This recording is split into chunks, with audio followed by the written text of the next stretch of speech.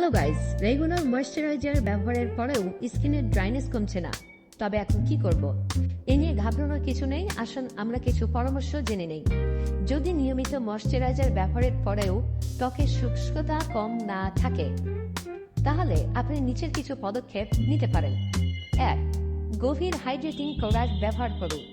Hydrating serum বা hydrating mask ব্যবহার করুন, যা ত্বকের গভীর স্তরে আর্দ্রতা পৌঁছে দিতে সহায়ক হিসেবে কাজ করে। নাম্বার 2.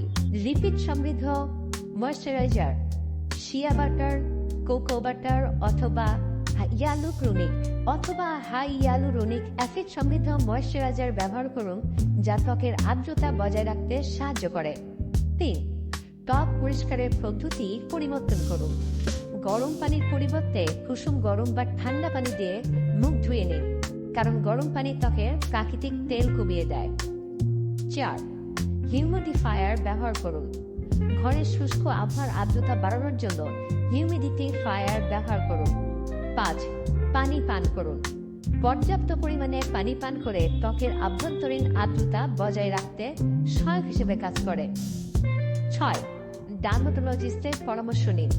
যদি সমস্যা দীর্ঘস্থায়ী হয়, তাহলে একজন ডার্মাটোলজিস্টের সঙ্গে পরামর্শ করা অত্যন্ত প্রয়োজন বলে আমি মনে করি।